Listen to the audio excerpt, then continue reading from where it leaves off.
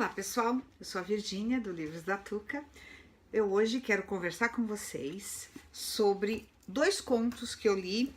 Um conto de Edgar Allan Poe e o outro conto de H.P. Lovecraft, tá? Eu gostaria de fazer um paralelo entre os dois, porque eu achei bem interessante, assim, a maneira... vocês vão ver as histórias. Eu vou, detalhe, vou contar a história toda, tá? Quem não quiser spoiler, pode parar o vídeo aqui, ok? Só que eu acho que vale a pena vocês ouvirem. Acho muito legal, tanto uma como a outra história. É já já. Bom, vamos lá, pessoal. O primeiro conto é do Edgar Allan Poe, tá? Medo Clássico, volume 2, da Dark Side. Chama-se O Homem da Multidão. Esse conto ele escreveu em 1840, tá? E o que me chama bastante atenção é que ele utiliza muitas expressões em outras línguas, nesse caso no francês. E chamou bastante atenção para mim pelo fato de ser uma frase, assim, sabe, marcante. C'est grand malheur de ne pouvoir être seul. Essa grande infelicidade de não poder estar só. Isso mexeu bastante comigo. Imagina, em 1840, uma pessoa já sentir isso. É estranho, né? Porque hoje em dia, a multidão, né, a meu ver, cresceu tanto, né, que realmente é muito difícil a pessoa se sentir só, né? Quase impossível, eu diria. É o seguinte, a história é o seguinte, o narrador aqui, né, ele começa a contar que ele estava convalescendo de uma doença, mas ele estava se sentindo melhor e foi para um café de Londres, tá? E ficou, a distração maior dele ali, foi ficar observando os transeuntes, que dali, de dentro do café, ele observava as pessoas passando na rua. Então, ele, só de olhar, ele sabia se a pessoa era rica ou pobre, se a pessoa era um operário, se a pessoa era um executivo, e ele vai contando os detalhes, né? O conto é bem curtinho, tá, gente? Vai contando os detalhes dessas pessoas, e é interessante você observar como até hoje isso é assim também, entendeu? Não mudou nada. Se você pegar um metrô na hora do rush, você vai observar a mesma coisa, tá? Você olha assim, vê aquele grupinho de jovens, às vezes indo estudar ou voltando, aquele grupo de executivos, aquele grupo de operários mesmo, e assim vai, né? Mas, para ele não ficar entediado, né, ele observou, até que ele já estava se entediando de observar as pessoas, né? Ele se deparou com o rosto de um velho no meio da multidão. Olha só o trecho. Com a testa encostada no vidro, estava assim entretido no escrutínio da multidão, quando de repente despontou um semblante, um velho decrépito, que de imediato capturou e absorveu todo o meu interesse, pela absoluta idiosincrasia de sua expressão. Jamais vi uma expressão nem sequer remotamente semelhante àquela. Lembro-me que o primeiro pensamento que me ocorreu ao avistá-la foi de Hedwig. Se acaso a tivesse visto, haveria de considerá-la melhor do que suas próprias representações pictóricas do demônio. Enquanto me esforçava para analisar o significado que transmitia durante o breve instante dessa primeira impressão, surgiu em minha mente, de modo confuso e paradoxal, uma série de ideias. O rosto exprimia vasta capacidade intelectual. Cautela, penúria, avareza, frieza, malícia, triunfo, jovialidade, terror e desespero supremo. E aí ele começou a pensar, né, por que aquele homem estaria com aquele rosto, e resolveu segui-lo pela rua. E aí ele começa a seguir o homem anda por diversos bairros de Londres, e ele vai seguindo, uma coisa muito estranha, sabe? Tinha horas que o homem parecia mais ereto, mais firme, outras horas mais acabrunhado, né? E ele o segue até um local muito estranho, Isso já eram, olha só, as badaladas do sino, que interessante, gente, porque esse trecho ele fala que houve estrondosas badaladas de 11 horas da noite. Aqui não, tá? Aqui são 6 horas da tarde que eu tô gravando esse vídeo. Mas achei meio estranho, hein? Sei lá. O que eu queria passar para vocês é o seguinte: o mistério daquele homem, que ele não consegue descobrir o que ele quer fazer. Em cada local que ele entrava, estava cheio de gente. E o homem olhava e parecia mais com medo ou mais assombrado. Aí ele saía de novo para a rua e o nosso narrador, que a gente não fica sabendo o nome dele, continuava andando atrás. Eles caminharam durante toda a noite, tá? Pra vocês terem uma ideia. E até que o dia já estava clareando, né? E ele entrou num lugar onde havia muitos bêbados, pessoas miseráveis, né, tal. E o homem ainda olhando aquilo tudo, mesmo assim, ele deu meia volta e saiu novamente. Aí olha só o nosso narrador falando: este velho tem o tipo e a inteligência do autêntico criminoso, concluía afinal. Ele se recusa a ficar só. É um homem da multidão. Ele procurava lugares onde tinha gente, tá?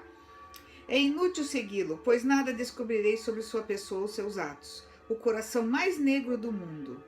Ele considerou aquele homem como o coração mais negro do mundo. Esse é o fim, tá? Eu quis mostrar esse conto para vocês para ver como que as pessoas...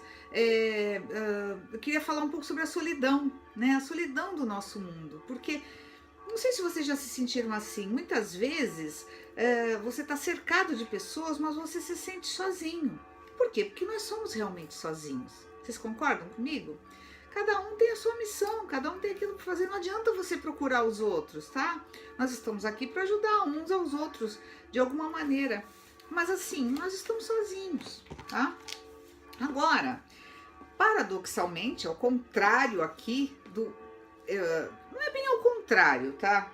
Que eu queria dizer. O conto do Lovecraft chama-se A Cidade Sem Nome. É o contrário porque é o seguinte: é uma cidade fantasma, tá? É a história de um cara que começa a caminhar pelo deserto e ele encontra uma cidade fantasma nesse deserto. E ele, a princípio, fica com muito medo, porque as pessoas já o avisaram para não dormir naquele lugar, não entrar e dormir, porque é perigoso. Você já imaginou o que é você estar numa cidade onde você não ouve barulho algum? Onde você não vê ninguém? Por isso que eu quis mostrar os dois contos, a diferença, entendeu? Gente, eu fiquei imaginando uma cidade no meio do deserto. Ele parava, ele ouvia o vento. Ele podia prever com bastante tempo quando ia chegar uma daquelas tempestades de areia do deserto que todo mundo já ouviu falar ou até viu em filme, né? Eu, graças a Deus, nunca vi, só vi em filme. Mas deve ser um horror, né? E numa dessas tempestades, ele se esconde dentro de uma das casas lá, ou o resto de casas, ruínas que havia nessa tal cidade. E ele, desesperado, já com muito medo, esse conto, para mim, me deu mais medo do que o outro, tá? Vou ser sincera, porque a maneira como o Lovecraft vai descrevendo a situação, você se vê, eu pelo menos consegui me ver dentro daquele local, sabe? O barulho do vento lá fora, eu sozinha, não tinha a quem recorrer. E, detalhe, ele começou, eu não sei se era a imaginação dele, ou se realmente estava ouvir barulhos embaixo da casa, sabe? No que seria, como vou dizer, túneis que andassem pelo deserto, que estivessem embaixo do deserto. E ele começa realmente a abrir as portas, até que ele acha um túnel. Um túnel muito pequeno, muito apertado, e praticamente, pelo que ele entendeu, construído para pessoas muito pequenas, ou animais pequenos, ele não consegue entender. E ele quer descobrir, mas ao mesmo tempo ele está com muito medo. E ele entra num desses túneis. Então vocês imaginam, na escuridão, no silêncio, você sozinho, ali num lugar desconhecido, um lugar que dá medo em todas as pessoas. Nossa, eu achei tenebroso, sinceramente, eu achei demais. Olha só ele falando, quer ver? Decidi que vinha de alguma fissura da rocha que conduzia a alguma caverna e observei a areia irrequieta para traçar um caminho até sua fonte. Logo percebi que ele vinha do orifício negro de um templo a uma longa distância ao sul, quase fora de visão. O vento que ele sentia, ele está se referindo ao vento. Eu estava com mais medo do que conseguiria explicar, mas não o suficiente para ignorar minha sede por descobertas. Então, assim que o vento se acalmou bastante, fui em direção à câmara escura de onde ele soprava. E aí ele vai, e caminha, e a coisa vai se tornando, gente, cada vez mais tenebrosa. Vai cada vez dando mais medo na gente, sabe? Até que ele descobre uns afrescos, sabe? Uns desenhos nas paredes, de espécie de répteis, mas répteis assim, de forma humanoide. Isso me fez lembrar, não sei se vocês já leram alguma coisa sobre extraterrestres chamados reptilianos. Há muitos, procurem no YouTube, procurem no Google, vocês vão achar bastante material sobre isso. Há alguns relatos sobre essa existência desse tipo de extraterrestre. Então me fez lembrar disso. Esse é um conto que ele escreveu em 1938, tá? Então, não sei, naquela época acho que ninguém falava sobre isso ainda. Não sei. Eu só sei que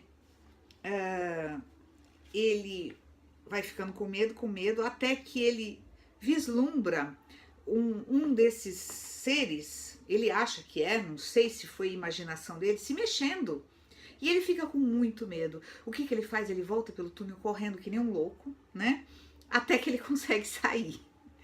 E enquanto o vento se extinguia, e nisso o vento foi parando, eu era mergulhado na escuridão povoada por assombrações das entranhas terrestres. Atrás da última das criaturas, a grande porta de bronze ressoou, fechando com um dobrar ensurdecedor de música metálica, cujas reverberações se expandiram até o mundo distante, para saudar o sol nascente, como quem saúda os bancos de areia do Nilo. Ou seja, ele subiu tudo correndo e deixou lá, escondido ou, sei lá, enterrado, digamos assim, essas criaturas. Eu achei tenebroso, e vocês? Gente, esse vídeo tá ficando muito longo. Eu quero que vocês me digam o que vocês acharam, tá? Por favor, comentem aqui, tá? Vocês viram que os dois são meio que sobre solidão, não é mesmo? Só que bem diferentes, tá? Era isso que eu queria contar pra vocês por hoje. Um beijo, quem gostou dá um like aqui e comente, por favor, tô aguardando. Tchau!